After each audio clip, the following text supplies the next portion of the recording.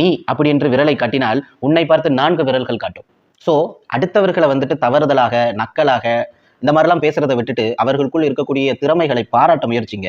முடியலையா பெசாப்ல போயிடுங்க. இப்போ பிளாக் ஸ்டாரே நீங்க எடுத்துக்கிட்டீங்கன்னா பல பேர் அவனை வந்துட்டு அசிங்கமா பேசுறது. அவன் ஊரு நாகர்கோவில் பக்கத்துல. நாகர்கோவில்ல இருந்து எந்த பசங்க வந்தாலுமே இப்படிதான் பேசுவாங்க. நான் காலேஜ் படிக்கும் போதே பூத மாதிரி ஒரு பையன் இருப்பான். அவனை வந்துட்டு நிறைய பேர் கலாய்ப்பாங்க. அவன் பேசுவான், என்ன எங்க போற இங்க வா அப்படின்னு இழுத்து இழுத்து பேசுவான். அவன் இழுத்து இழுத்து பேசுறத பார்த்து பல பேர் அதே மாதிரி பேசி காட்டுவாங்க.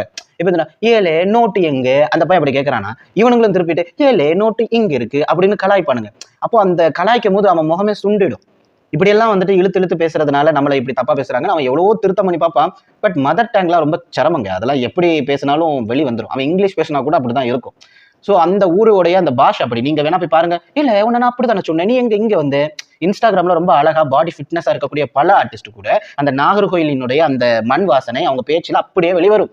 அதை பார்த்து கலாய்க்கிறதுக்கு, நகைச்சுவை பண்றதுக்கு நமக்கு ஒண்ணும் இல்லை. அதெல்லாம் அந்த பையன் வந்துட்டு கொஞ்சம் ஃபெமிலியரா நடிச்சு காட்டுறான் அப்படிங்கும் போது நம்ம பார்த்து கவலைப்பட வேண்டிய அவசியம் இல்லை. பிளாக் ஸ்டாருக்கு உன் வீட்லயும் என் வீட்லயும் பொண்ணு இல்லை. அவன் வாழ்ந்து சர்வே பண்ண போறான். உனக்கு என்ன அந்த இடத்துல தேவை இருக்கு? அதை தான் நான் கேட்பேன். யாரையுமே நகைச்சுவையா, நக்கலா, நயாண்டித்தனம் பண்ணாதீர்கள். அவர்களுடைய திறமையை கொண்டு அவர்கள் உயர்ந்து வரட்டுமே.